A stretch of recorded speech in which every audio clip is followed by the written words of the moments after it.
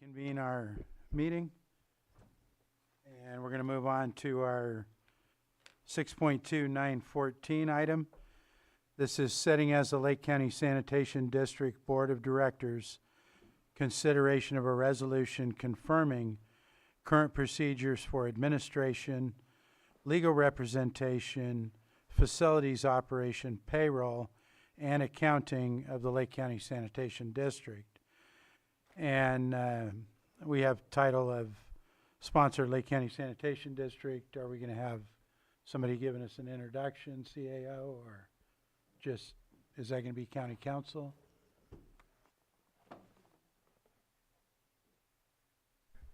Go ahead, county council. Thank you, Mr. Chair. So this is an item that I think is related to item 6.3 as well. With you five as sitting as the Lake County Sanitation District Board of Directors, there have been some, staff has researched the particular issues that may arise in light of the proposed change of membership that's being presented to you in the next item, presumably item 6.3, in the following categories of administration, legal representation, facilities operation, payroll, and accounting. And you see that all outlined in the resolution itself. That was part of this agenda, and this really flows from I believe it took place on or about July 14, where your board has adopted a resolution of intent to establish the membership of LACOSAN. Again, that's tied into item 6.3. So this item 6.2 is designed, the intent here is to shepherd the process on these categories, on these four categories for the new LACOSAN membership board. Thank you. Go ahead, CAO. Yes, thank you. Thank you, Chair. It's also will provide a continuity of services when all the negotiation regarding the agreements between all parties providing services is completed. Thank you. Do we have any questions from board members at this time? Not seeing any, so I'll go ahead and open it up to the public. Do we have anyone in the room who wishes to comment on this item? Not seeing anyone in the room, then we'll transition to online. Betsy Kahn, you're up. Go ahead. You'll have 3 minutes. Thank you, Mr. Chair. Yes, I'm wondering why we have not heard anything about the involvement of the Local Agency Formation Commission in this change of organization. I did contact the executive director. She said that she had not been contacted. That doesn't mean that somebody else in LAFCO hasn't been contacted, but of course, two of you sit as members of the LAFCO commission. Can you please explain how, at what point the analysis of this will be done for the management of the district, please? Thank you. I'm going to finish public comment and see what else we have before I address anything. No other hands? Okay, so I'm going to take a stab at just answering that question. There's basically two separate, this process is not a LAFCO process regarding the actual governance of the board. There may be other processes down the road that would be a LAFCO, in LAFCO's purview, and that LAFCO, I believe, already has some information on that.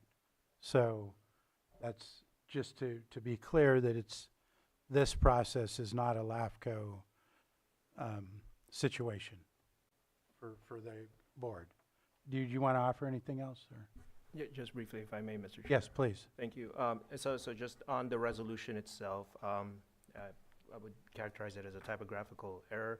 On the last page of the resolution that's being presented to your board for adoption, there's a signature field that states attests Susan Parker, clerk to the Board of Supervisors. That should be changed to Board of Directors. And with that, your board may, because you're sitting in as a Lake Osan Board of Directors, when your board, if your board is ready, it would be just offer the resolution as amended. Okay, so public comment is closed unless there's any other questions. Be ready for action.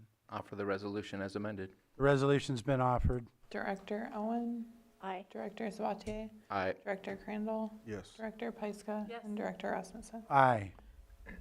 And that carries 5-0. So next, we're going to move on to our 6.3 item.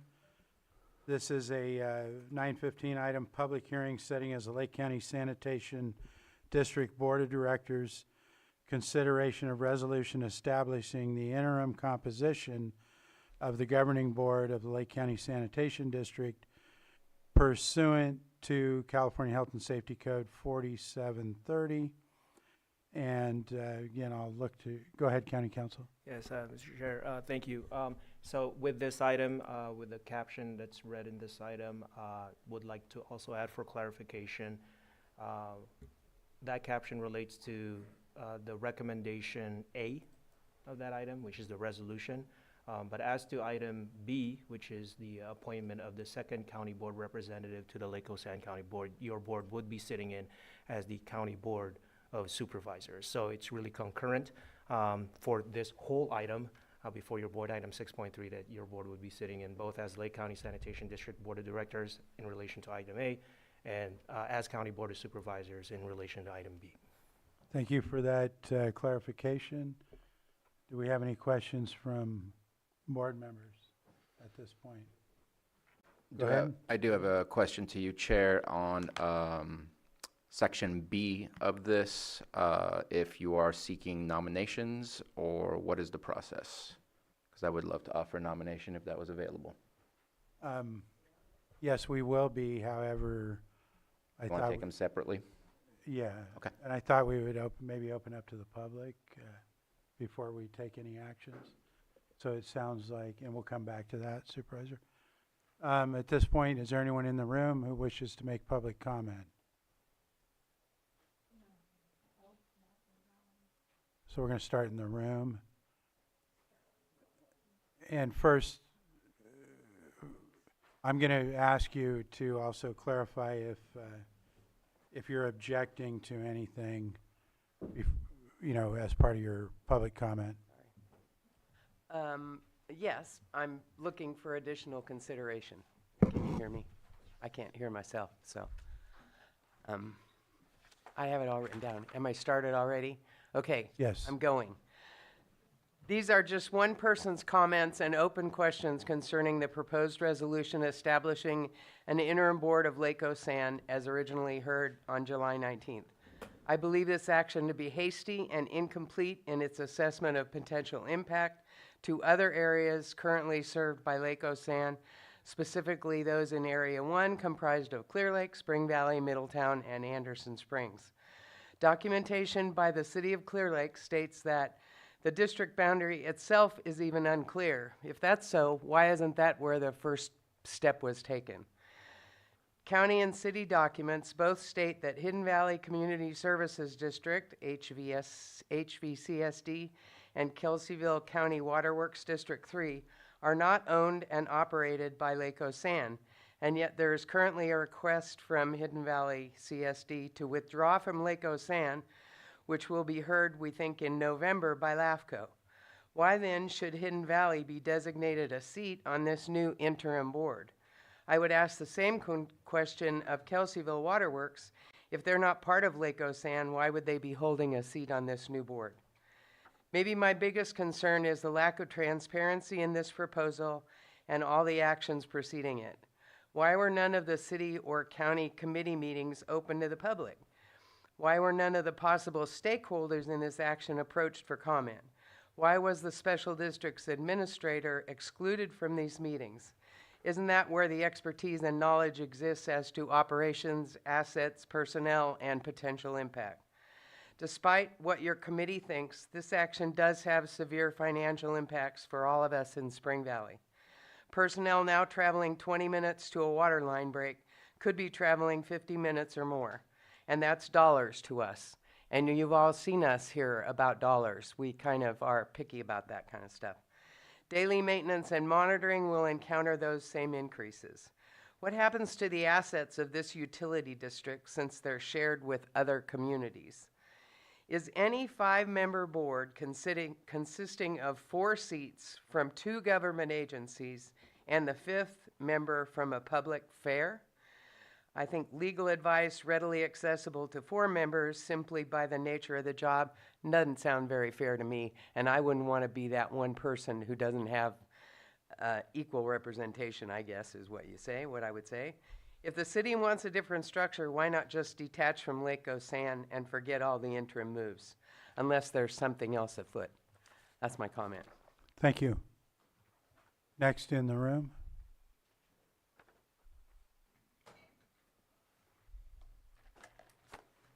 Good morning, Board. Genevieve Harrington, Auditor Controller. I just had a couple of questions, mostly about clarifying language. There's mention of 60 days in the resolution, and I wanted to know what happened if the terms weren't met within the 60 days, if it reverts back, does it default to something? And then separately, there's mention to payroll in here, and I would like to ask for clarifying language that the payroll would continue with the same funding source that it has now. And those are the only 2 points I wanted to add. Thank you. Thank you. Next in the room.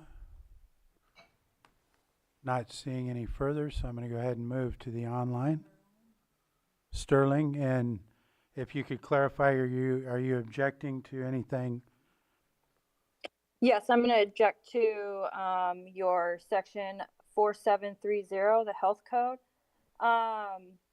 It clearly states that it can only be given to a county board supervisor. Hidden Valley cannot give it to another city council member. So I'd really think about that and look into that, because in that health and safety code, it states it in bold writing.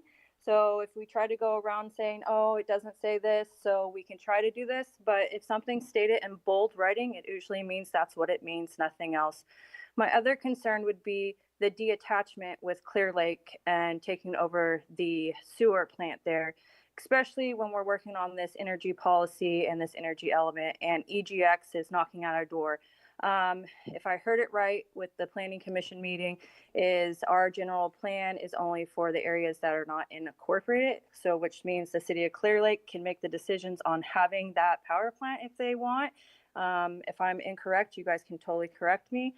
And I also live in Spring Valley, so this is going to affect us in a major way. So I really hope that we sit down and everybody looks at all the logistics before we just make a drastic move and do it so fast. If they are gonna, I do agree that they do need to have their seat on the board. Clear Lake does need to have 1 member, because that is fair.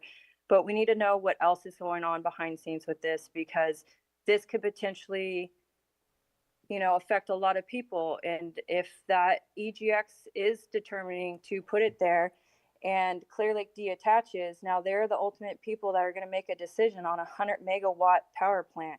And I really do believe that Hidden Valley needs to exchange it over to a board member. Maybe Helen Owen can take over the Hidden Valley spot. Jessica Paiska should definitely take over the spot in Kelseyville. And that's how I feel. Thank you for your time. Thank you, Sterling. Anyone else? Betsy, and I'll ask you the same question to clarify if you're objecting to anything. Yes, thank you very much. I am objecting to the whole thing. The first person that commented did not state her name. I'm guessing it's Helen Mitchum. All of her points are very relevant to this issue. I think this is precipitous, and it should go through LAFCO because it's a change of organization. So I think you should take that into consideration. I think this is wrong. Thank you. Thank you. Tax Collector Sullivan, go ahead. Morning, Mr. Chair. I have a comment that's similar in nature to Ms. Harrington's comment earlier with the Auditor Controller's Office. In this resolution, perhaps in number 4, if there could be language added to that transition section, something to the effect of assignment of county special district staff and source of payroll funding.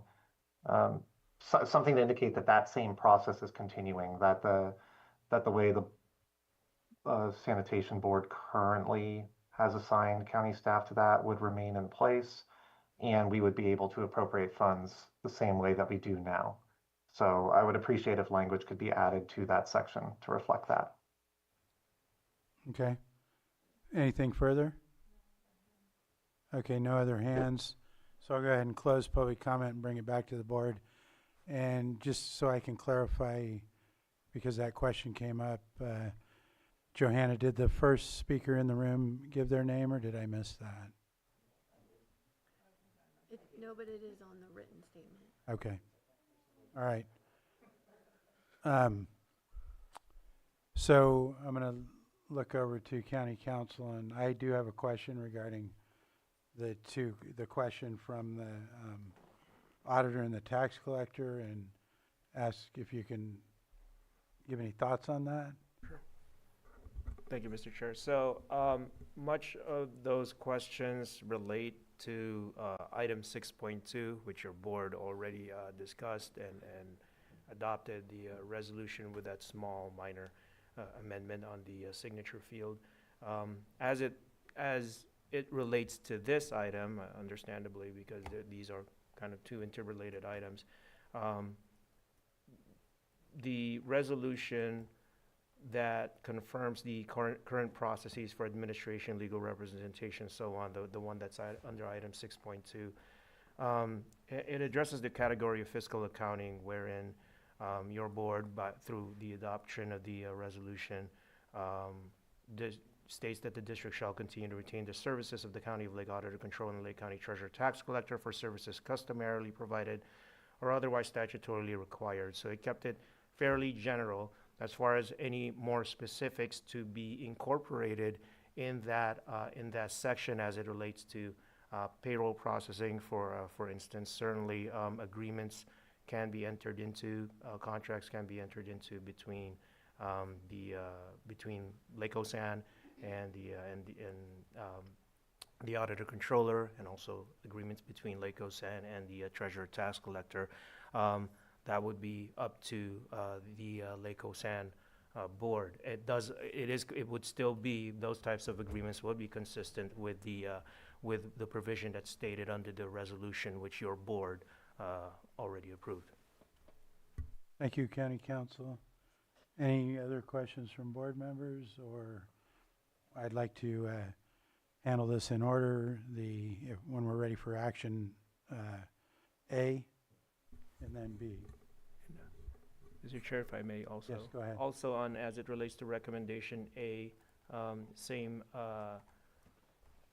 when your board is ready, we do have a couple of, relatively speaking, minor amendments to that, and I walk your board through that. The first one is similar to the previous one, which is on the signature field for the clerk of the board. That's on the last page of this resolution.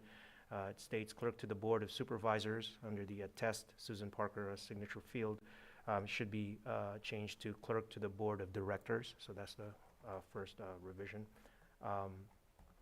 And then the second one is on the 14th recital of this resolution.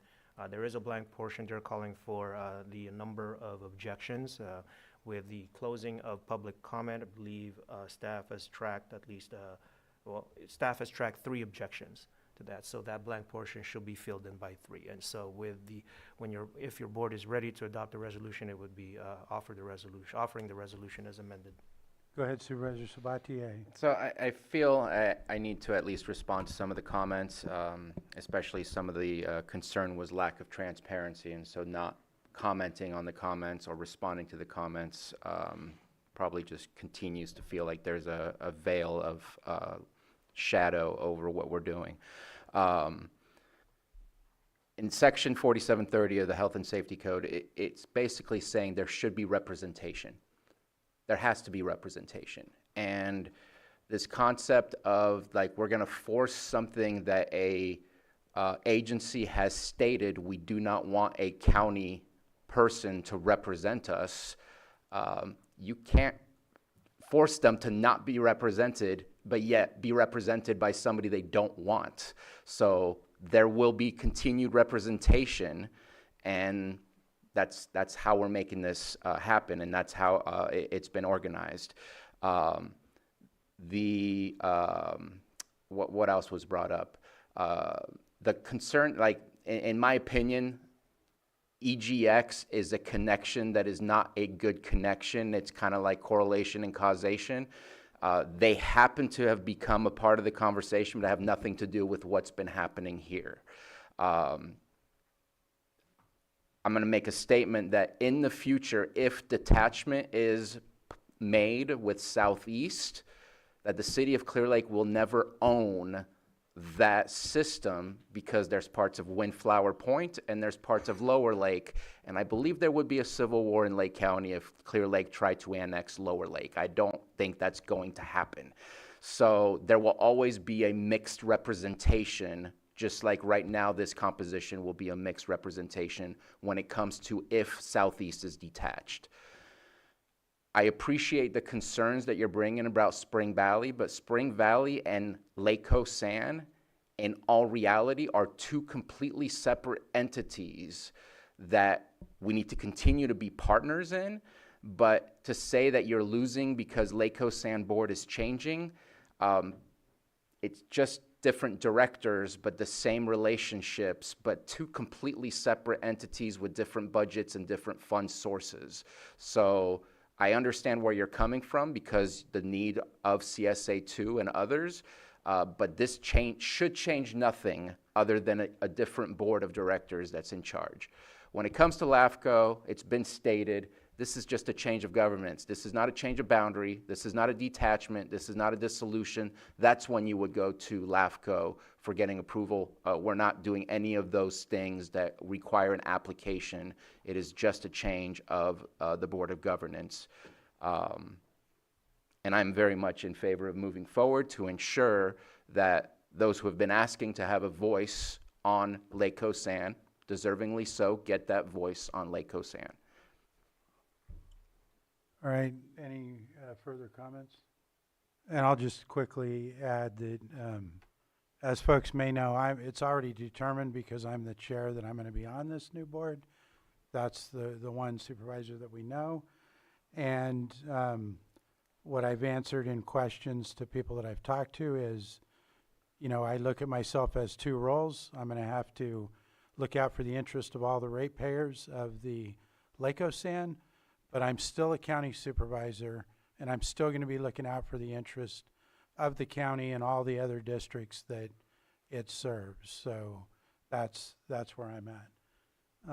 If there's no other comments, I'd be ready for action on Section A, or I offer the resolution as amended.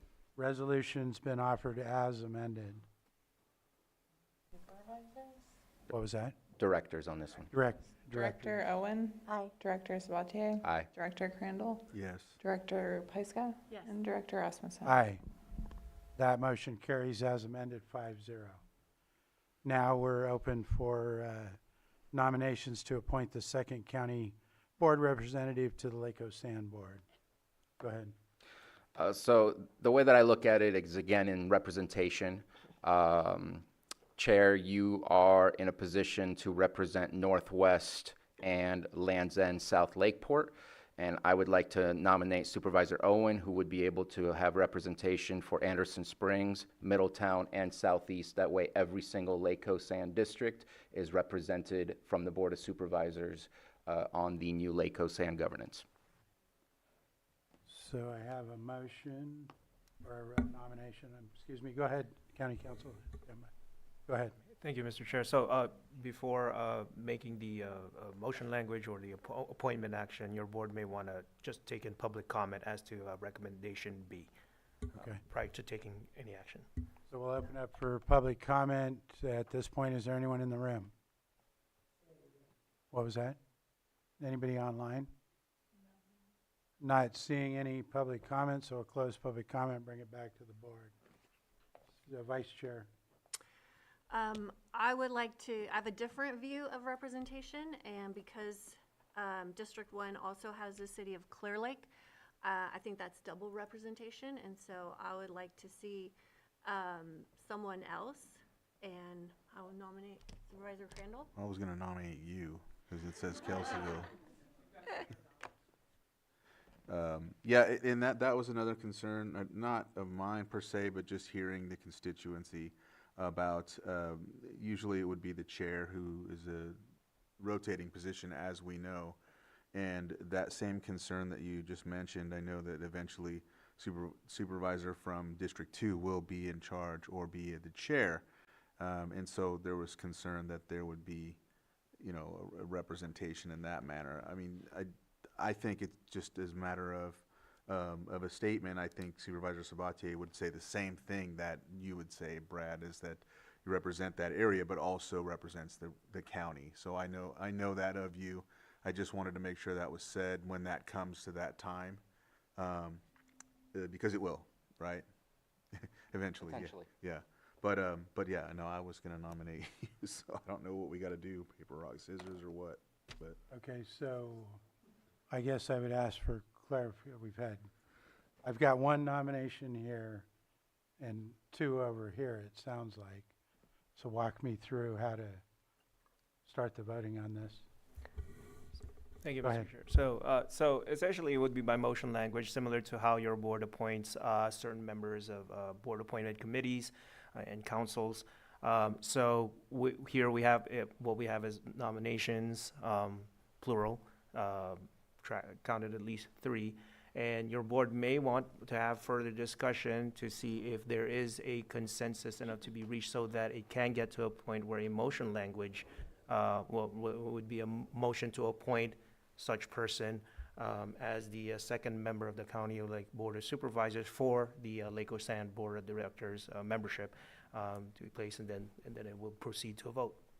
Thank you. Supervisor Sabatier? Yeah, and then Owen. I just want to push back on a comment. It seems it's stated more often than I'd like to hear that being in Clear Lake or part of Clear Lake is a negative. Chair Rasmussen was Chief Rasmussen for the city of Lakeport, and we have a relationship with the city of Lakeport when it comes to Lake Coast Sand too, but that doesn't seem to come out as being any issue. And so representation of the districts of Lake Coast Sand is the discussion we should be having, not the extra layer of what other regions of fictitious lines we cross over. And I think it's important that Lake Coast Sand is about the sewer district. Do we have the folks that are representing the sewer districts that are being appointed, not caring what district it is or what other regions you might cross over? But I take a little offense to the comment of Clear Lake. Well, I didn't mean any offense. We're having a fresh start sorry. here. Oh, I'm sorry. Did you have your Go point? ahead. Yeah, I did. Oh, Go ahead. sorry. We'll come back to the Vice Chair. Go ahead. Thank you.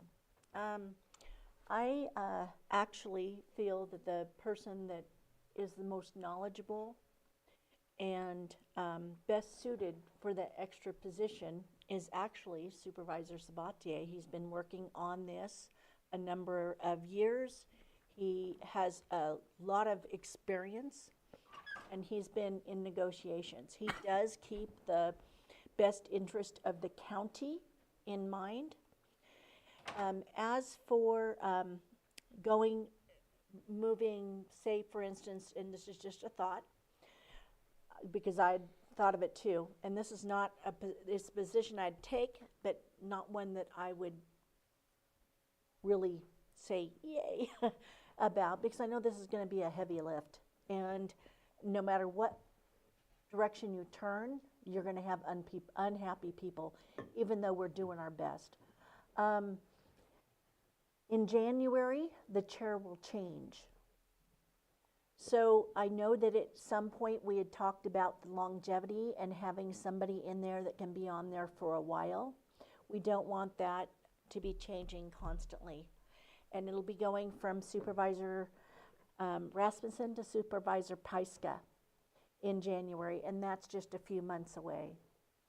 So that wouldn't make sense to appoint Pyska at this moment. She will be in there in just a few months, and then we'd have to fulfill the other chair.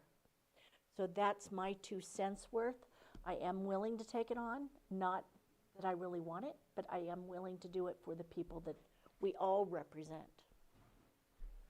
And I'll go ahead and weigh in. If I was making a nomination, I would nominate Vice Chair Pyska for pretty much that same reason that Supervisor Owen just cited. So that's where I set, that's where my vote would be. But, so now we still have this nomination. We've had discussion. Now we've had discussion about, 2 of us have talked about Pyska, and I believe 3 of us with Supervisor Crandall. Go ahead, Supervisor Crandall. Yes, I just would, if you're willing to take it, I would, but if you're not, I would take it as well if that was the will of the board.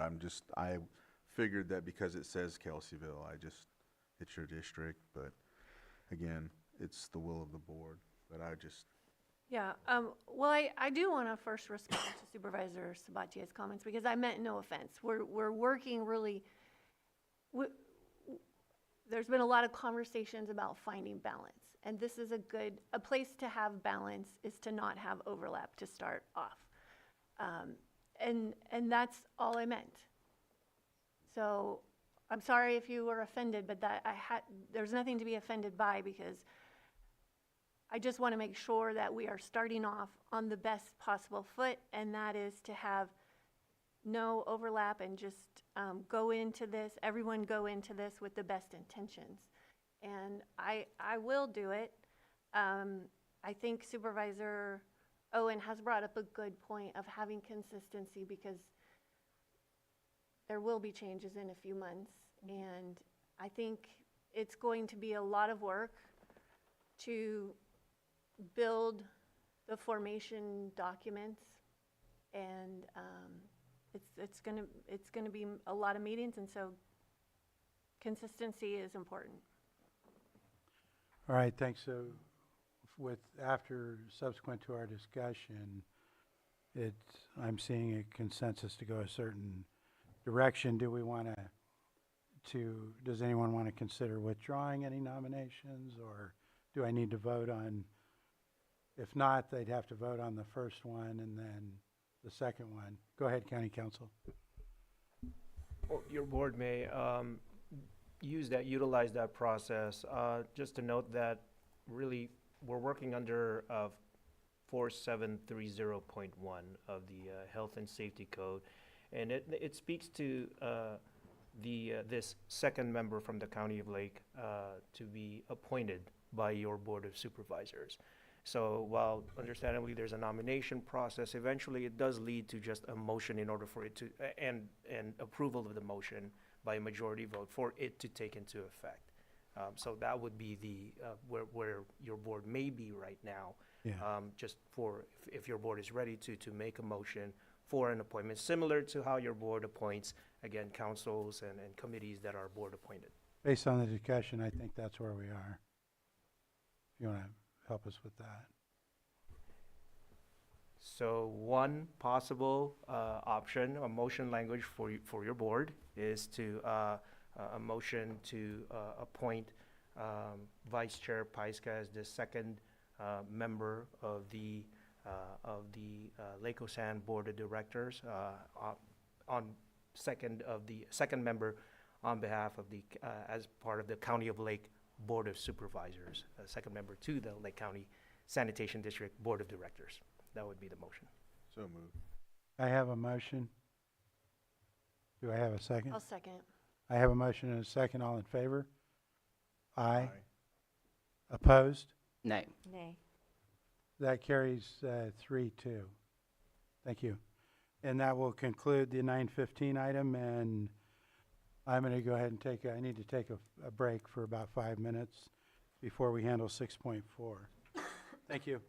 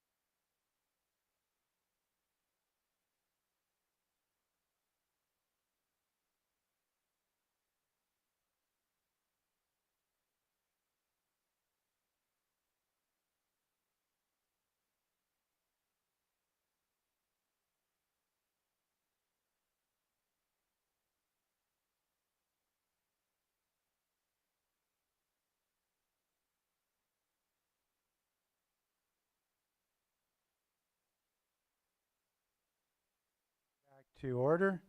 And we're going to go to our 6.4, 10 a.m. item. This is consideration of a report from the Lake County Regional Housing Trust Fund on a contract award to Rural Communities Housing Development Corporation for the Regional Housing Trust Fund contract project, homeownership opportunity program in the amount of $1.25 million. And we have our Deputy Administrative Officer for Housing, Lisa Judd, and I'll turn it over to you. Good morning, Chair. Good morning, Board. Lisa Judd, Deputy County Administrative Officer for Housing, also Administrator for the Lake County Regional Housing Trust Fund. On August 5th, 2026, the Housing Trust Fund Board of Trustees, pursuant to the administrative guidelines, awarded Rural Communities Housing Development Corporation the Notice of Funding Opportunity and RFP 272070 in the amount of $1,250,000 for the Home Ownership Opportunity Program. The contract will be signed pursuant to the Lake County Regional Housing Trust Fund administrative guidelines by the designated signatories for the Housing Trust Fund, the County Administrative Officer Susan Parker, and the Lakeport City Manager Kevin Ingram. The Home Ownership Opportunity Program focuses on creating 10 new single-family homes for residents earning up to 80% AMI. The project will be using the infill development strategy and allows for much-needed workforce housing. And today I would like to give you a brief PowerPoint presentation on this program. The Lake County Regional Housing Trust Fund, their purpose is here to promote thriving, sustainable communities in Lake County, including the incorporated cities, by providing flexible financing for development and preservation of housing that meets a range of income levels and fosters environmental responsibility, economic growth, and a high quality of life for residents, while the preservation of rural characteristics of Lake County. The basics of this program are that the shared equity home ownership is a self-sustaining model that will take a one-time public investment to make a home affordable for lower income families, and then restricts that home sale price for each time it's sold after that for a period of time. In this case, it'll be 30 years. The model balances wealth building for families who would otherwise be unable to afford a home while preserving the community's investment.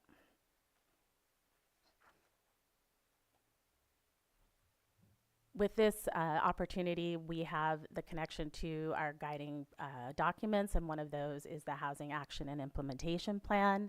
There was a widespread support when we did community engagement for the HAPE regarding infill development, and this project very much focuses on infill development.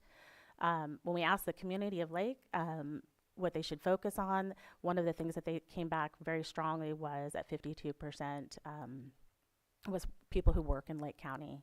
And single family homes were also highly needed in this county.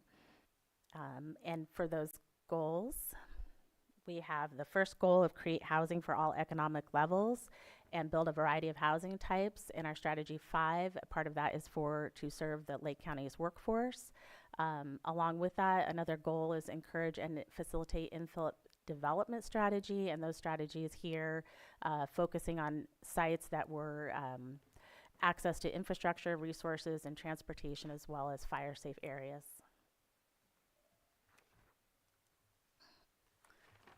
Okay, so what are the dynamics of this program? Where it's just outside of Lakeport, just north of Lakeport. There are the 10 sites. There will be 10 new homes that will be built there, single-family homes. They will be manufactured homes. There are 6 that will be in the Island View subdivision and 4 that will be in the Grand View Estates subdivision. Of these, who will be eligible for these? It will be families up to 80% of AMI.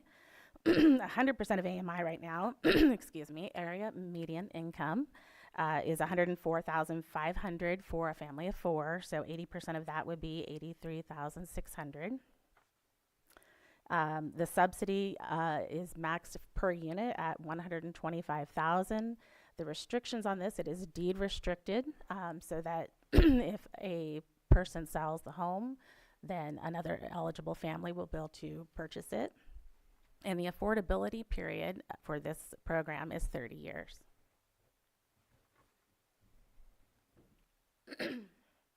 The requirements. The owner must have this as their primary residence. The owner agrees to resell the property to an income eligible buyer at a below market rate formula determined price. Our particular formula is a appraisal based formula. And this covenant will also bind the present owner and future owners of this unit for the term of 30 years. One thing I should mention with the equity formula, the longer they're in the home, the longer or the more they'll have a percentage of that equity in the home. And this is kind of the steps here. The home buyer qualifies and purchases the deed restricted home at below market rate. The homeowner gains wealth as they pay down the principal, and it appreciates, the home appreciates in value typically. The current owner decides to sell the home to another family that basically pays it forward. And then last, the consultant qualifies another family in that pipeline to purchase the home.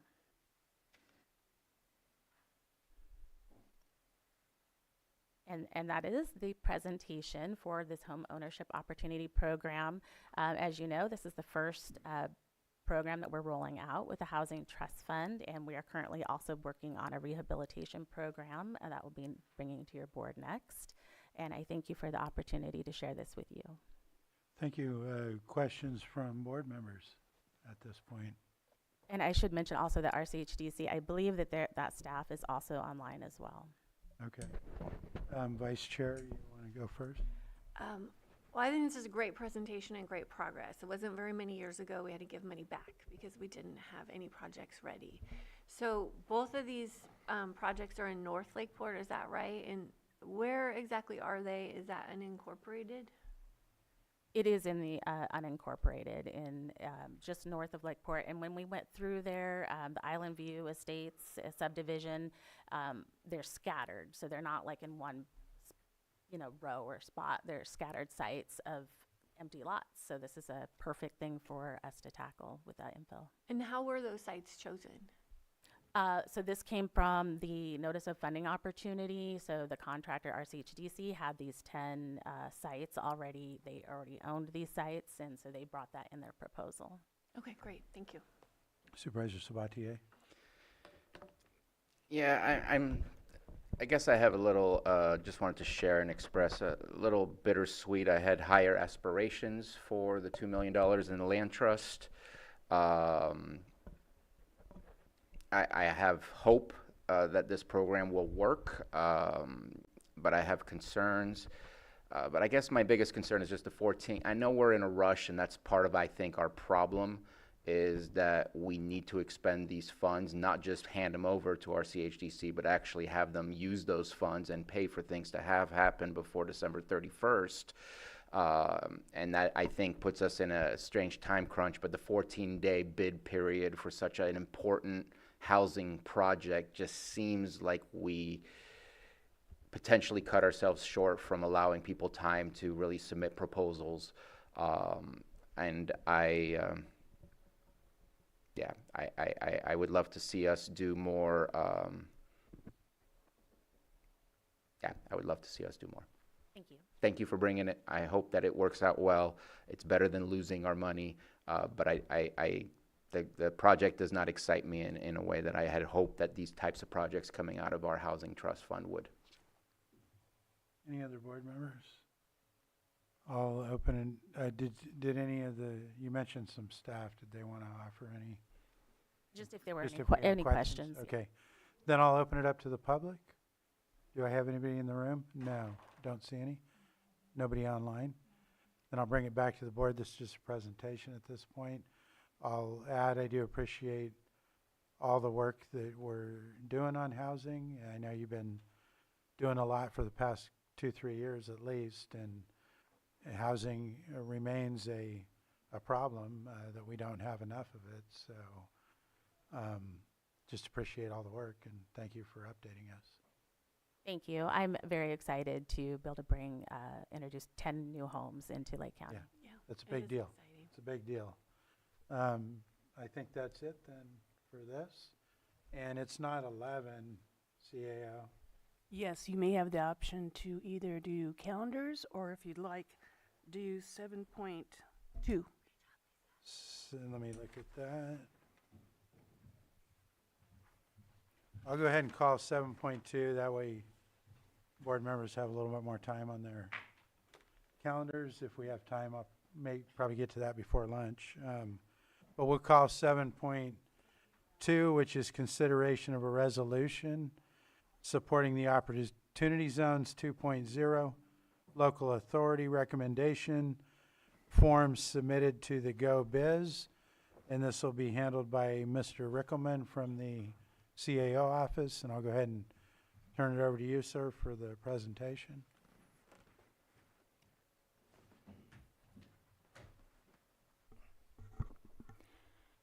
Good morning, Board. Ben Rickelman. I'm a Deputy County Administrative Officer with the county. So this is a resolution regarding the federal capital gains incentive program known as Opportunity Zones. If you recall, we did a joint letter with the cities a few months ago where we prioritized 6 of the 9 eligible census tracts. And after that occurred, GoBiz came out with this local recommendation program. So it was a pretty quick turnaround when that was announced. So I worked with the city managers in Lakeport and Clear Lake. And with that, we submitted forms for each census tract explaining what the planning and initiatives that were occurring in those census tracts, planned investment, what was possible. After that occurred, there is now this public open comment period to August 28th, and so that is what this resolution is for. After we submitted the forms on the 3rd, the state published a map and a list of their recommended census tracts for selection. For Lake County, it is currently 2.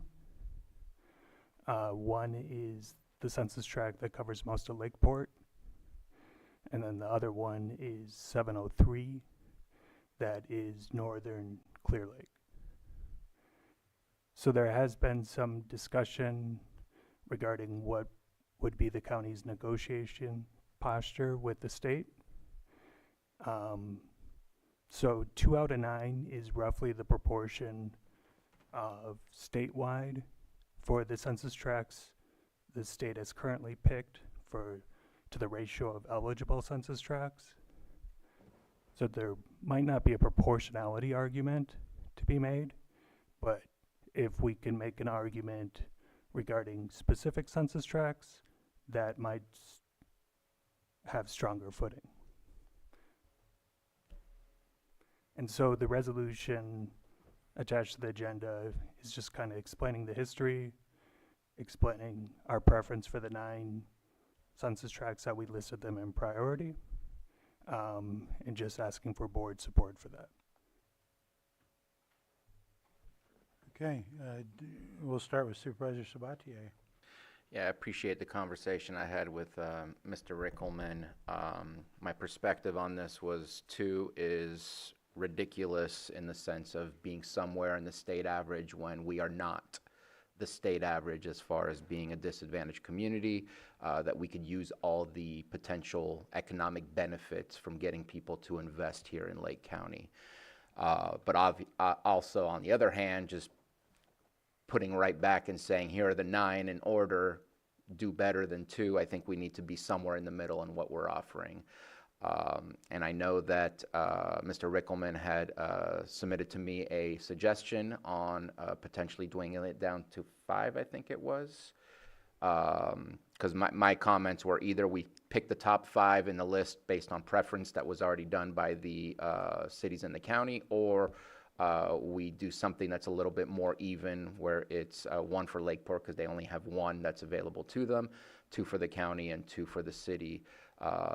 And if I can put it right back to you. Sure. So I think that negotiation posture makes sense. I did pick 4. So I did the top 4 that the conversation with the county and the 2 city managers. And the reason I did 4 instead of 5 is because we filled out those local recommendation forms, kind of listing all the development possibilities and the planning initiatives. And I just think those top 4 were just stronger in material provided to the state. And can you please provide those numbers for the top 4? I don't have them right in front of me, and I apologize for that. No problem. I know it was the Lucerne area. Yes. It was the Lakeport area, but then I forget which numbers they were for the city of Clear Lake. So it was 801, the southern one, where the airport redevelopment would be located, and then keeping the 703, which is northern Clear Lake.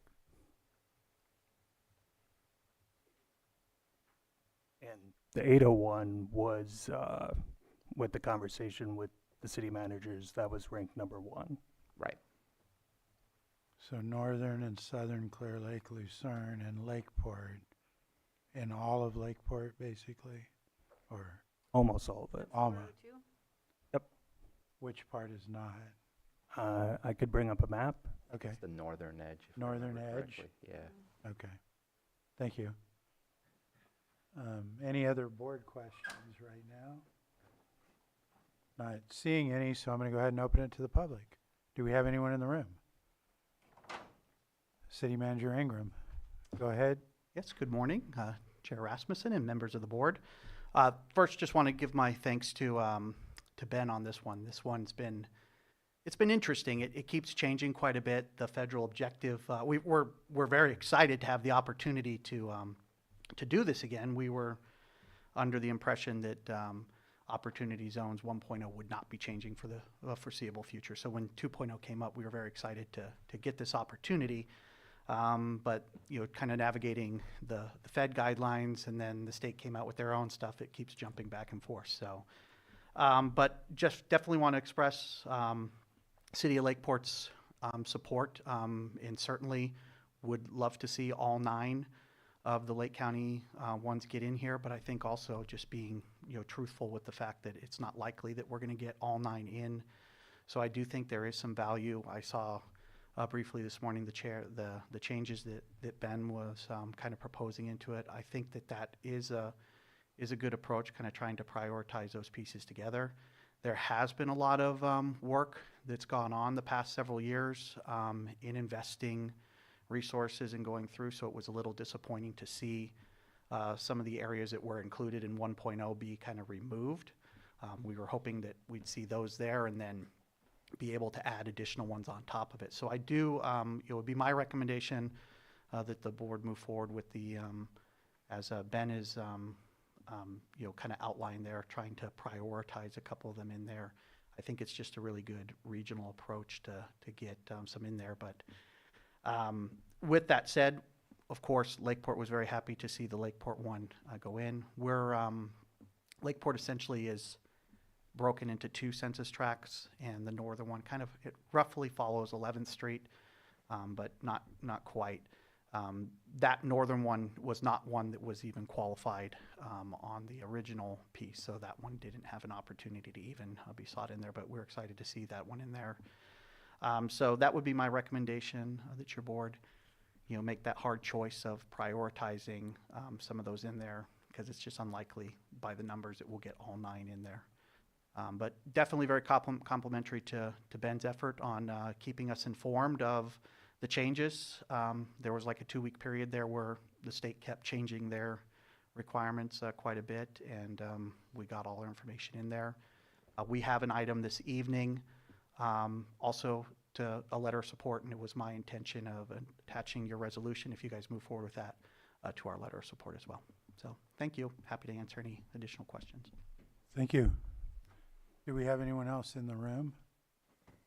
Not seeing any. Do we have anyone online? No hands? Then I'll close public comment and bring it back to the board. Go ahead, Supervisor. So I know that you had sent me an amendment with section 5 through 7.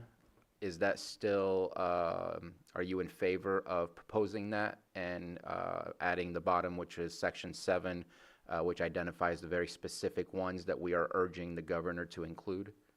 Yes, so that section 7 lists the 4 census tracts out. And I guess just one other small detail. So on the preliminary list, the state listed about 22.5% of the eligible census tracts, and the ceiling is 25%. So I think the state purposely left a buffer about 2.5% to add additional census tracts to its nomination list. So I think they are taking this public comment period seriously and will add additional census tracts. And I don't know, I'm looking on the agenda, I don't think there is an updated revised resolution, is there? Correct. I just sent it. Is it possible to pop it up on the screen Sure, I can do that. so that we can see it? And I don't know if I'm going to get yelled at, but if it's going to be just that, I don't know that 703 is the best in the sense I do know EGX is interested there, but I also know that 702 covers the Walmart area where there's a lot of anticipated plans surrounding that area. So I'm almost wanting to see if we can change 703 to 702, and I'll get yelled at by the city manager later if that's incorrect, or I'll hear my phone buzz if that's incorrect. But I know that there's a lot of work being done in that area.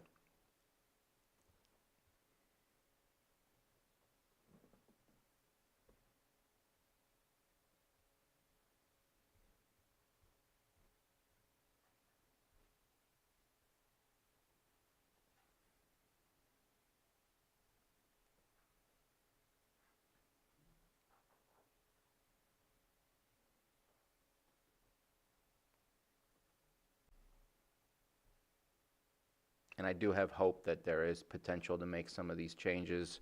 I know in the first Opportunity Zones 1.0 under President Trump's first term, we were able to move some of the census tracts and get momentum in that direction. And I think working together as a team between both cities and the county, which was not the case last time, that we can maybe make a better argument this time.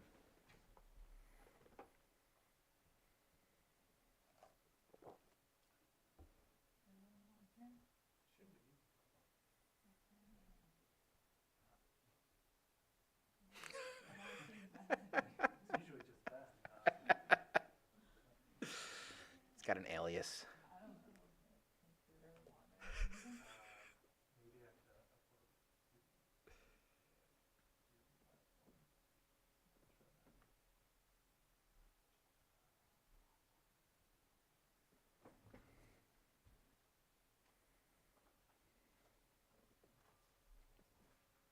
So that should take a minute to upload.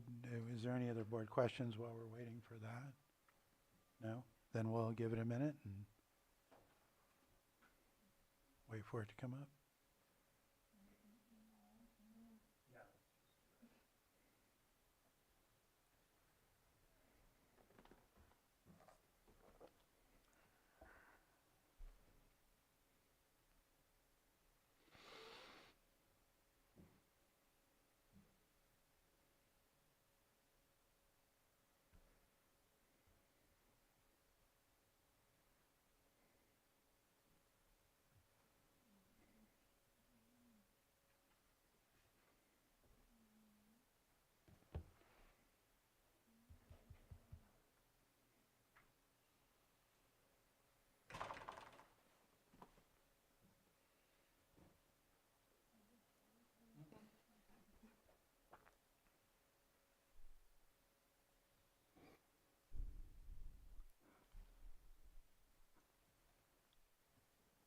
So the first 2 sections of the proposed amendment is just kind of an overview of the program and Lake County's economic situation. And so if you want to edit it, I think we could just change the census numbers in section 7.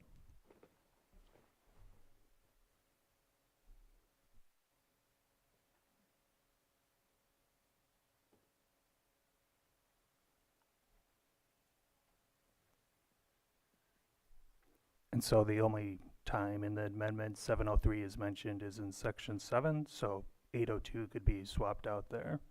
Or is it 702? I think it is. All right. Yeah, 702. 702. 702, okay. Is where Walmart is.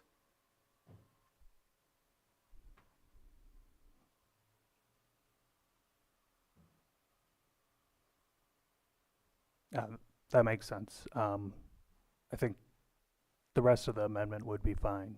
It would just be that numerical switch. Thank you very much. Any other questions? Or are we ready for action? I offer the resolution as amended.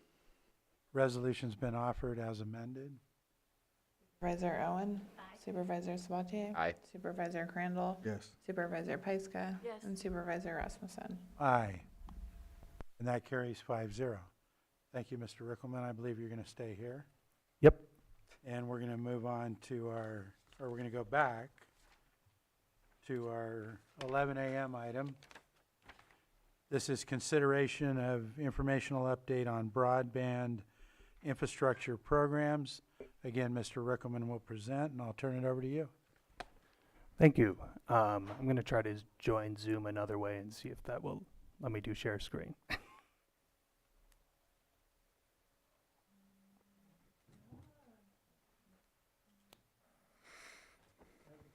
think because I was I think if I open it up through the Zoom desktop, I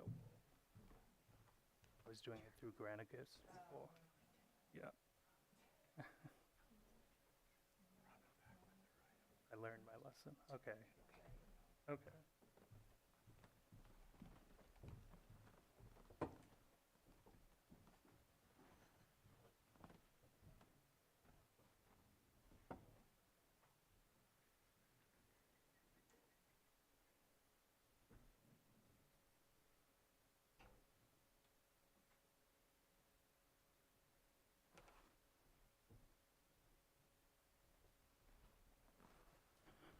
Good morning, Board.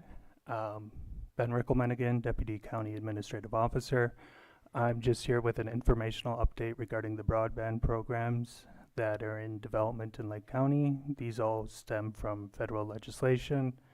There is the three major programs is BEAD, Broadband Equity, Access and Deployment, the federal funding account, which is federal funding and state funding operated by the CPUC, and then the state middle mile network. So the reason I bring this here today is I think we had the last major regulatory action regarding this, which was the NTIA, the national federal entity overseeing broadband, approved California's BEAD program about a month ago. So it still needs final CPUC approval, which we're anticipating in September. But I think the green light has been given. So all three of these programs are now in action. Permitting still needs to occur to certain degrees with all of them. But the path to deployment seems pretty clear now. BEAD is the largest. It's about $1.5 billion for California.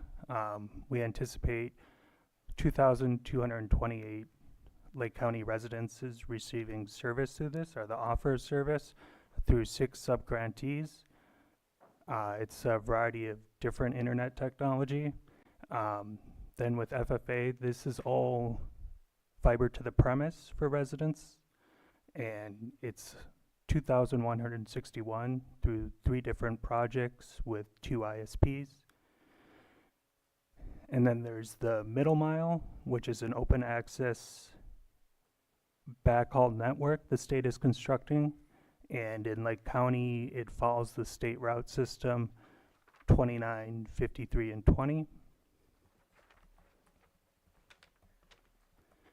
So BEAD was restructured with the Trump administration. The emphasis was on cost, so cost competitive and technology neutral now. It used to prefer fiber to the premise. And so with Lake County's topography and rural nature, that primarily means now satellite.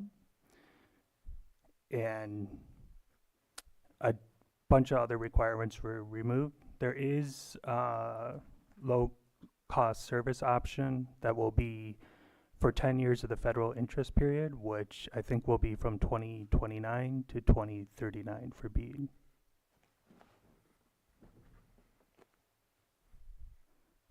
So Amazon is introducing satellite internet service for residential. They anticipate by the end of this year, it might be in 2027. It's called Amazon Leo. It's currently just for select enterprise clients at the moment. But as you can see with the 6 subgrantees, it's a range of technologies.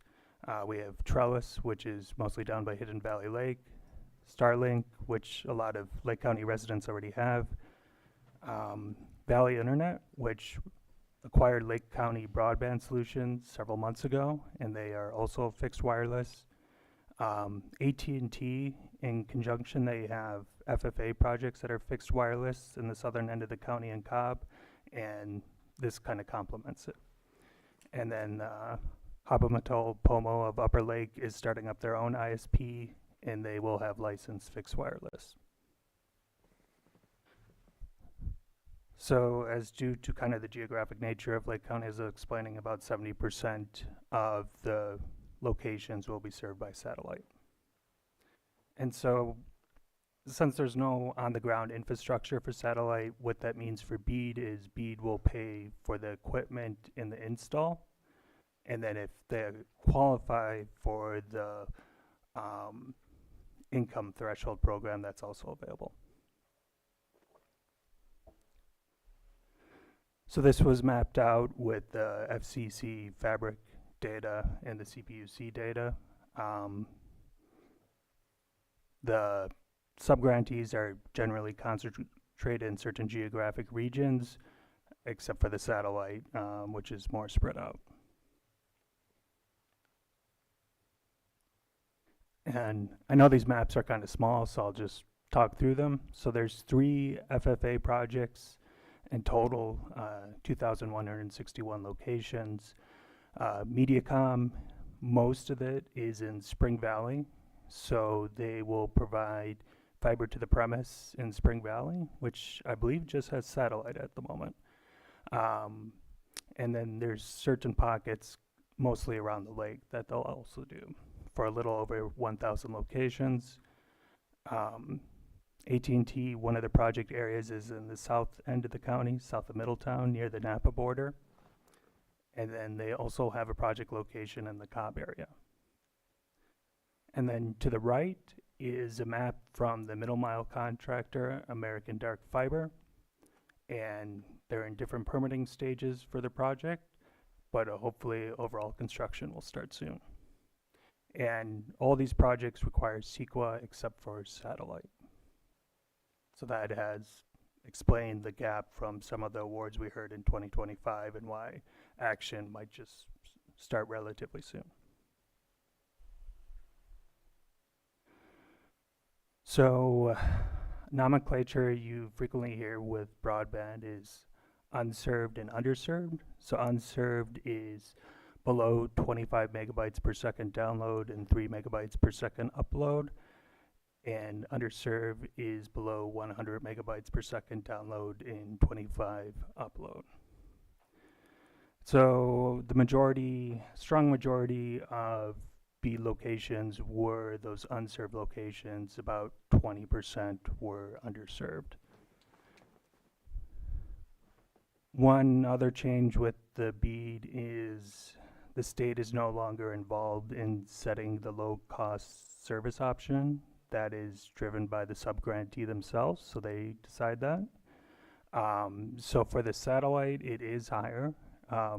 Amazon, it is at $70 a month, and then Starlink is $80, where the rest of the ISPs is from about $30 to $50.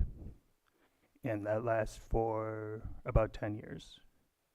The FFA, because it is regulated through the state, it's a CPUC program, it has stronger income eligible programs. And so Mediacom has a few of them. They have a $15 one, a $40 one, and then AT&T has a $30 one.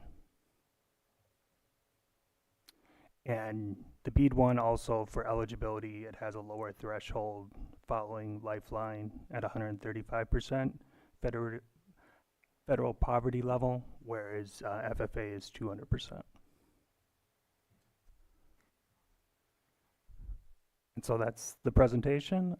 Happy to discuss some more details, but just want to give this overview now that all three of the major programs are in motion. Thank you.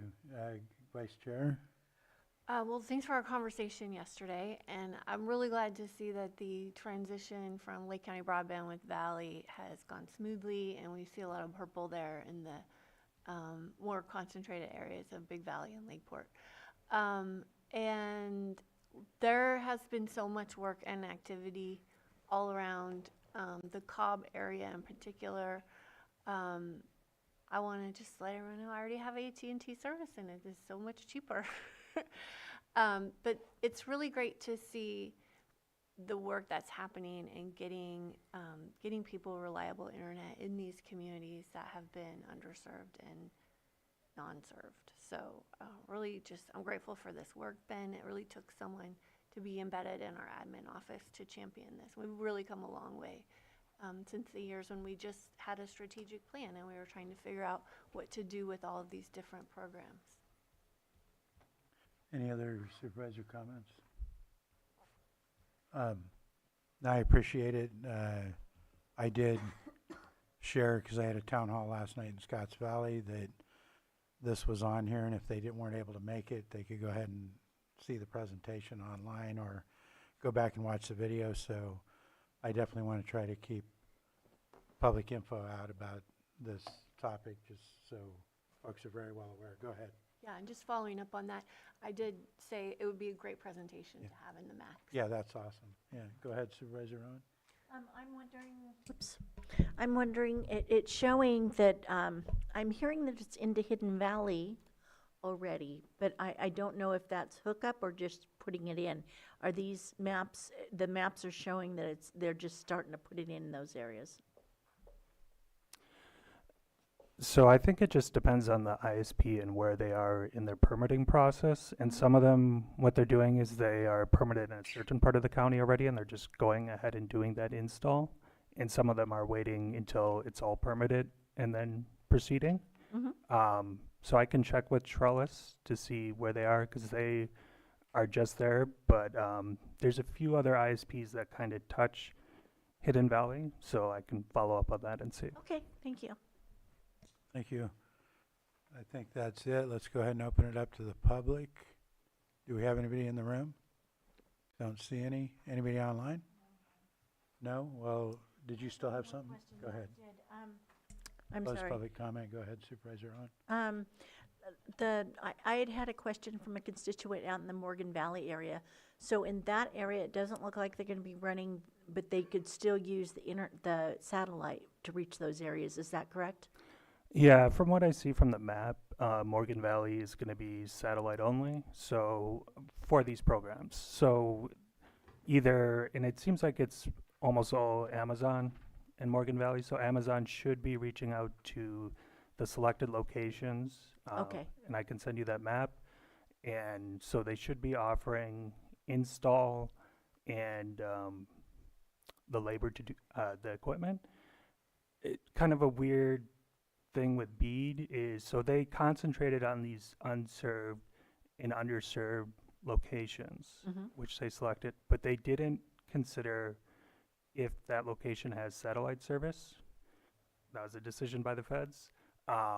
So I think there will be a decent amount of Lake County residents who already have Starlink that are going to get approached, and they could have BEAD.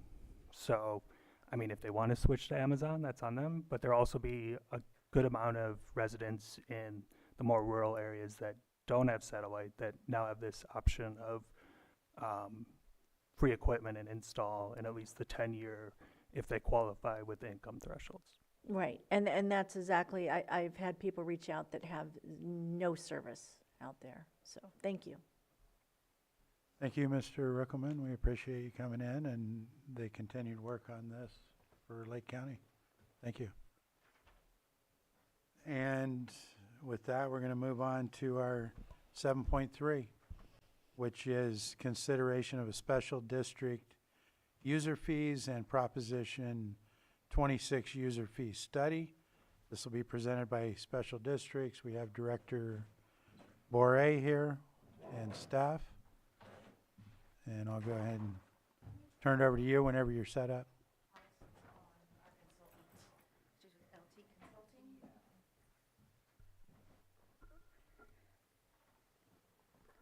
Johanna's promoting our consultant, so she can answer questions and also kind of go over what her process was for these fees. So this item before you is user fees or like incidental fees that are usually under the master fee program or master fee schedule for the county. So all the other departments have these similar fees. They're not ratepayer fees. And Allison will explain the difference of how these fees, why these fees are about. But we missed the master fee schedule resolution. We didn't have this completed in time. So in all transparency, we're bringing it back as a separate item so that you can see we're updating some of our existing fees, such as like inspections and mainline extensions and stuff like that that are not specifically rated to ratepayer fees or monthly service fees for utility costs. But these are, some of them call them more like development or user fees. And Allison will explain the difference and why this isn't a Prop 218 process, why she used the Prop 226 process, which is a newer process with new state law explaining that, and it's not a tax, like a parcel tax. And so it's comes to you as the board of supervisors for the county. It's not a Lake San thing or a specific CSA thing. It's a county fee. Allison? Good morning. Can you hear me okay? Yes. Perfect. All right. So we conducted this study. It's a Proposition 26 study. It's a different process than other types of fees. You're most familiar with me doing Proposition 218, property-related water and sewer service fees. This is a totally different type of process. It's based on Proposition 26, which was amendments to the California Constitution in 2010. And it lays out different qualifications for regulatory fees, facility rental fees, and user service fees that are not the property related fees, for water and sewer ongoing bi-monthly service. So the way these fees work is we demonstrate that they are cost-based. So we interviewed staff, looked at the number of hours per different staff classifications at the county and how many hours each staff member would use to provide different types of services. We also looked at materials and supplies, so vehicles, equipment, software, printing and mailing costs, if it's like a customer notification for a certain issue. So all those fully burdened costs can be collected from people, participating in the service. On top of that, public agencies are permitted to recover an administrative or an indirect overhead allocator. So it's for, legal review and, the office space needed for staffing to provide the fees and services, logistics of having your vehicle fleet available, those kinds of things. Usually we assign the indirect cost allocator based on a cost allocation plan. Your agency, the county, didn't have that available. So typically 5 to 10% is industry average for overhead. So we did use a 5% administrative cost allocator. So we did receive some questions ahead of time. So I'll go ahead and respond to those. So one question was, why do we need these fees now? These are cost-based fees. So every time a service is provided to a customer, so a customer requests maybe a plan check fee, that does require staffing costs of your county staff. It requires services and materials and supplies. So if you are not directly recovering those costs from that customer, those are expenses that are just absorbed into general county administrative and overhead, budget. So this is considered a more fair way to recover direct costs from the customers or the residents that are either requesting specific types of services or who are in violation, and there's a regulatory penalty for some of the fees. Let's see. So these are not services and fees that are recovered through utility rates. Again, this is a different process, a Prop 26 process versus the Proposition 218 property related fee. We got some questions about why are particular hours shown for one fee or a different type of fee. Again, that's based directly on our interviews with staff and the level of effort needed to provide certain types of services. We got asked about deposits. Some of the fees we do recommend being a deposit billing method where the customer requesting the service pays an initial deposit, and if they go over that deposit, so if they have a particularly complex situation that requires extra staff time, then they would be charged above that deposit amount. But the deposit was set as kind of the lower end estimate of the fee. So we don't envision the deposit situation as constantly being, issuing checks back for refunds. It really is the lower end deposit, lower end estimate, and then for those more complex cases, the staff can bill time and materials on top of that. And again, the intention is to more directly recover the fair cost of providing staff time and materials to the customers that are requesting it. We received a question about, is this discouraging development?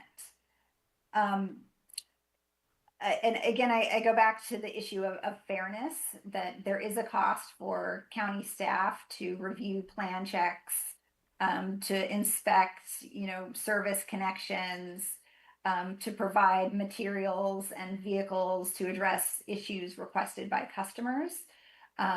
And if the county is not directly recovering those costs from the customers requesting those services, then it is staff time that then is absorbed by the general or administrative overhead of the county's budget.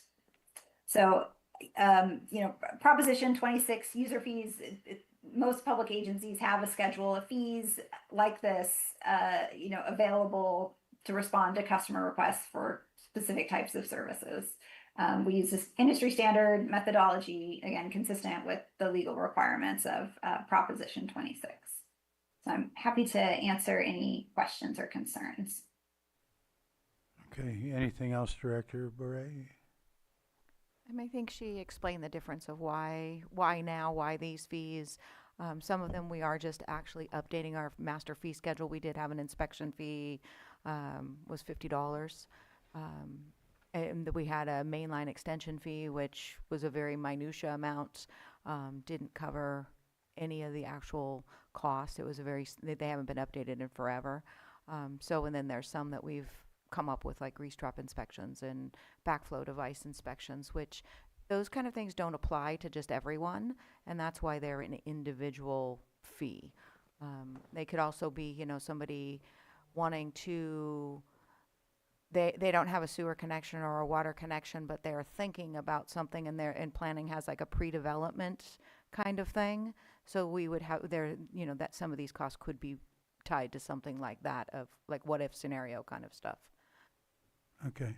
My question right now is related to, are some of these fees going to be going to special districts budget and some going to the Lake Osan budget? No, these would all go into the admin overhead budget for the county of Lake in our 295 fund. So they aren't related to Lake Osan or any specific district. These are extraordinary things that happen outside of the regular realm of those districts. But would any of that money be used for Lake Sand projects? Well, they wouldn't be like projects. It's basically to pay for administrative time, to do plan review, or go out and do a grease trap inspection that's not part of the ratepayer assessments of a monthly fee, or a new restaurant. Somebody's thinking they're going to open a new restaurant. Okay, well then, Albert's going to have to go out and see if they have a grease trap, where they could put a grease trap, that kind of stuff, which is not part of the regular fees. So they would not be part of Lake Sand or any of the water CSAs, because there would be, water stuff as well. They wouldn't be part of, say, Spring Valley or Soda Bay or anything like that, because those specific fees for those districts are already part of the rates. And those are already part of the Prop 218 fees of, like their connection fee, their monthly billing fees. Those are already there. These are things that are outside of that realm. Okay, Supervisor Sabatier? So I understand what you're attempting to do. I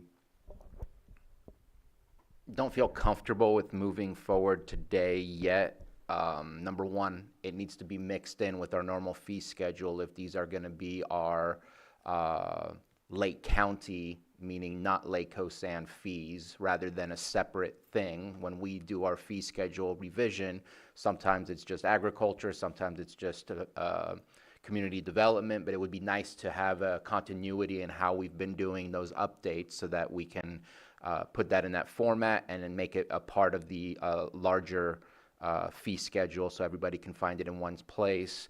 But number two, I'm stuck between, if I go in Northwest and do an inspection of a Northwest grease trap, that money, if I'm being paid for that service, should go back to Northwest.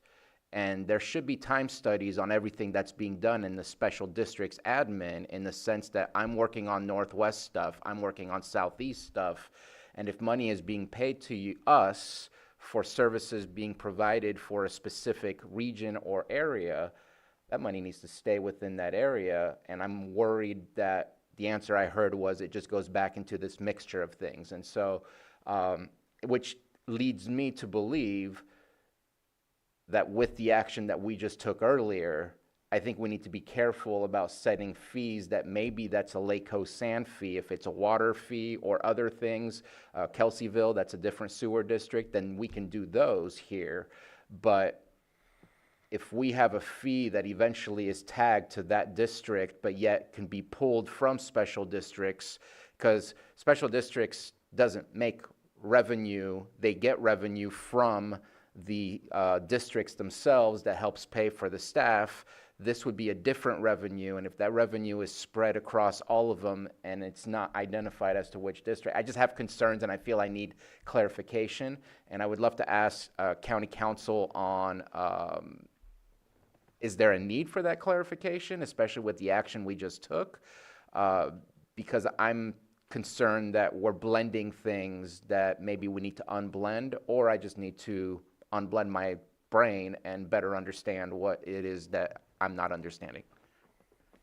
And that's kind of what I was, just one What? second. Oh, okay, you're gonna have Lloyd, or do you want Allison to explain too? Well, I was going to go to County Council first, but I just want to say that's what I'm trying to wrap my head around, because, or in asking the question about where does the money go and all that. Go ahead, County Council. Thank you, Mr. Chair. So, yes, to the extent that further clarification needs to be made, I would agree with that. Doesn't have the page, but roughly, the study memo that was dated July 31, 2026 makes brief reference to Lake Sand in relation to the Grease Interceptor Program. It might have cited that by way of background, but that forms perhaps the basis for the proposed grease trap inspection fee under Table 10. So there needs to be some clarification to that. I believe that's the only place here in this memo that makes reference to Lake Sand. The board memo, it did not make specific reference to your board sitting in as Lake Sand Board of Directors. So it it could be construed as just your board taking action on areas to which your board has jurisdiction over, as the County of Lake Board of Supervisors. But further clarification may need to be made as to which those areas are, because it's not very clear. It's not too clear on the memo. I did send out an inquiry to Special Districts Administrator Bore. We had regarding the Prop 218 process, and I believe part of that has been addressed by the consultant.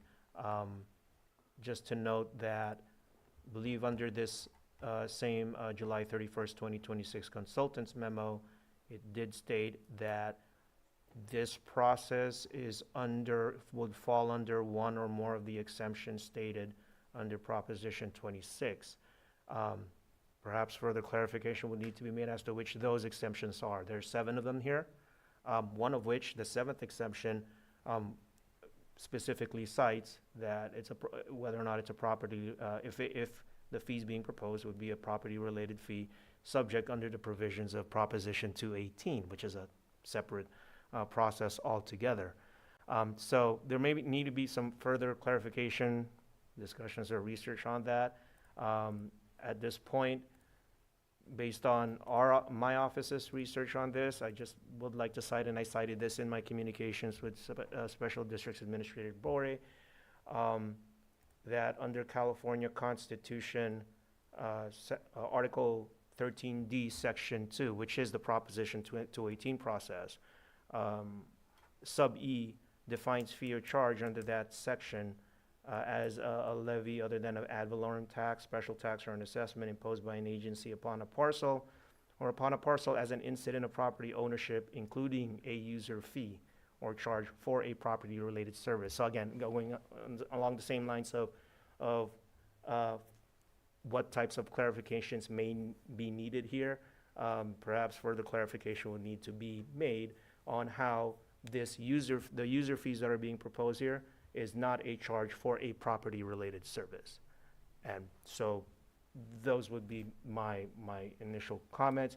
Your board certainly can have those discussions as part of this item discussion. As part of this item, the other option is for your board to continue this item to a later date, so that more time can be provided to obtain, to present to address those clarification requests. It's up to your board. And thank you, and I just wanted to comment that that's when I reviewed the documents with the grease trap with the Lake Sand is what got me thinking. So, go ahead, Vice Chair. So, so my understanding is that we want to have a user fee so that our staff in the department are not subsidizing this work, that it's being, that the hours for this work are being paid for by the user. And and you said it's an admin fund? Yes. Okay. So it's our overhead fund. Right. So right now, all the districts pay into our overhead, which covers everything that our admin office does. We do already have a $50 inspection fee. Mm-hmm. This is just adjusting it to current times. It's not that there wasn't a fee before. And it's also not a specific ratepayer fee, because it's not fair under Prop 218 to say, if we charge EJ for a grease trap that Brad has at a restaurant and we spread that against all of the ratepayers versus it's that one individual. It's a requirement under the sewer use ordinance, of course, but the actual inspection and enforcement of that is specific to that one action and is not part of the rates. Right, and so the admin fund is, all the districts contribute to it. And so we've got one inspection fee. We need to expand it because there are other specific user fees that come across. Yes. Correct? Okay. So, yeah, maybe it does need to be articulated a little clearer. I understand it. I think it would be good to also have an attachment that shows how it fits into the user fee, or the fee schedule, so that we can see where it all aligns. So I understand it. I think maybe we need to bring it back with one more step of clarity. So can we ask Allison, there was a question from the county council about which of the exemptions. Can we have her hit on which of the exemptions that are listed in the staff report? Hang on one second, let me go to Supervisor Sabatier for her. And I apologize for that. I don't mean to be rude or aggressive. I would prefer that conversation just happen. If there's need for clarity and need to come back, if it's possible to have the rest of that conversation continue offline, so then we can come back with whatever they've discussed and whatever our county council advises us to move forward with, rather than having that discussion live between the contractor and our county council. Yes, go ahead, CAO. Thank you, Chair. Given the light of the concerns from County Council and some of the additional questions, admin is more than willing to help with special districts and County Council to come back on the 25th with more clarity and recommendations. Okay. And good, do you have something else? Yeah, I do have one more. So again, I understand what is being offered here and suggested. My two questions that I have is, will there be stacks of, I'm going to review plans and I'm going to do a line extension, or is it line extension covers everything, which includes the site visit, which includes the I just want to make sure it's not stacked, so it's very clear Correct. From a contractor perspective. And I also have a bit of a hesitancy on a site visit, because we need to have some level of not making people pay to play to even look at development in this county. We struggle enough with development that we should get to a certain level of point where maybe that can occur, but not like we need to have these initial discussions without saying, I can't go out and have a discussion with you unless you pay. Like I'm concerned about what that means and where it fits, so I just want to at least air that out in case that can get cleared up. Well, I mean, we have pre-development meetings that you can have access to staff without a cost. And I don't know if special districts has pre-development, or if you would be a part of those conversations. Well, sometimes we go to those meetings, but the individual ratepayers are not Right. reimbursed for that, so that comes out of overhead. The importance of site visits. Lake County, as you know, the topography is not level. And so just because there's a connection next door doesn't necessarily mean that somebody else can gravity feed into the pipe. So that's the importance of site visits, just to make sure that, is it even feasible for this person to connect to the sewer? Because it may be within the 200 feet, but it may not be feasible. So, and that's an inspection where the crew needs to go out there and actually assess where's the nearest manhole, what's the how deep would the sewer have to be, or do they need a grinder pump or that kind of stuff. Well, and I do think it's important that an applicant or a user cover those costs, so that, again, we're not subsidizing. But if there is another way to subsidize that from an economic development perspective, it should come from a different fund. Okay, I'm in favor of bringing it back, so I think we have consensus on that. But we need to open up to the public. Is there anybody in the room? Not at this point. Anybody online? I'll close public comment and bring it back to the board. We have consensus. Thank you, CAO, for your work with special districts, and thank you. And then we're going to move on to supervisor reports. I believe that's the last item before timed after lunch. Anybody ready to start? Yeah, I have RCRC tomorrow, and then Worth. I have a constituent meeting Thursday, and then another constituent meeting Friday. One will be in Clear Lake Oaks Thursday, and the other one will be in Lucerne Friday. Back here for a CAO meeting. I know I got something else on Monday, but Oh, yes, I'll be meeting, we go into the Lucerne Firehouse to just meet with the, or just witness or be a part of the meeting that they're having with their, they're having a consultant to talk about some things, and so I was just gonna go to their meeting and witness and be a part of it, yeah. Thank you, Vice Chair. Sure, I'll report on what I did last week. I had several internal meetings, but we finally had a tour with Congressman Thompson on the home hardening program, which was really great. His support to keeping that going is really important.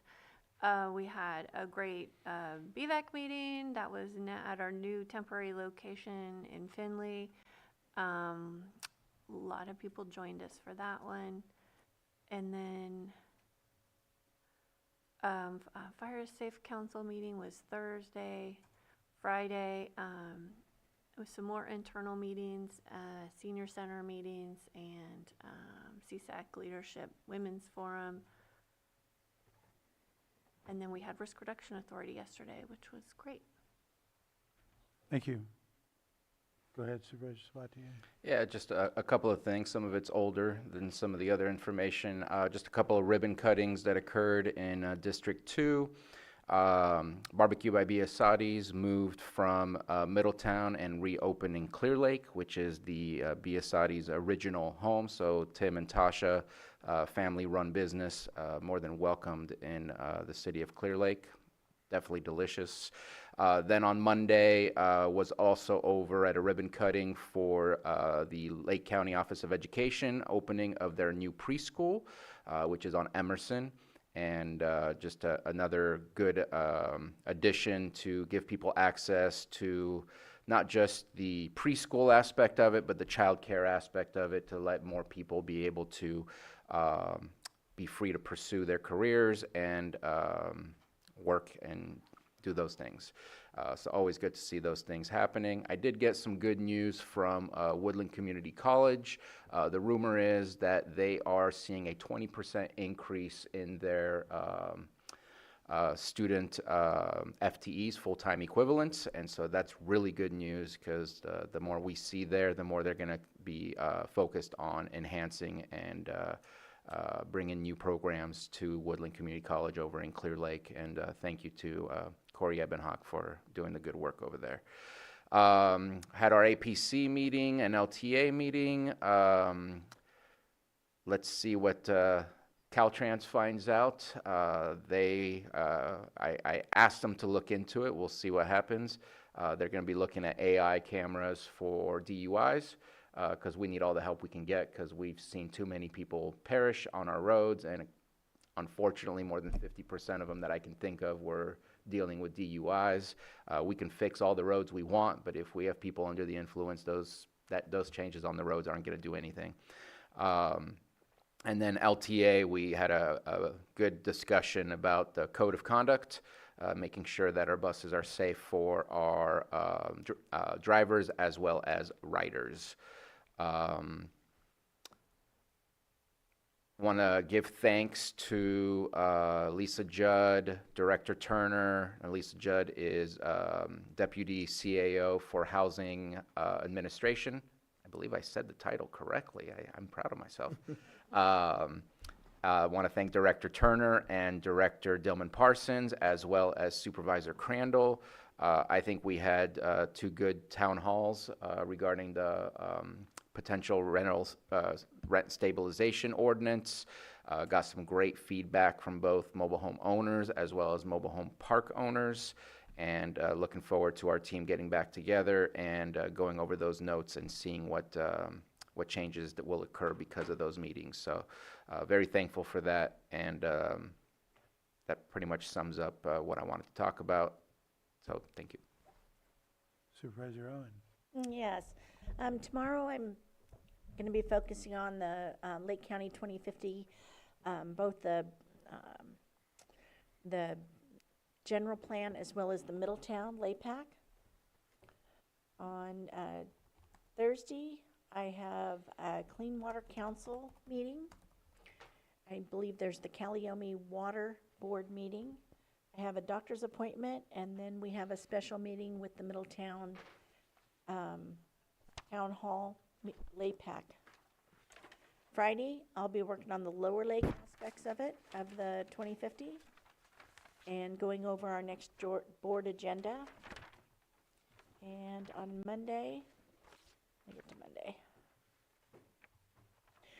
I have my meeting with our ACO.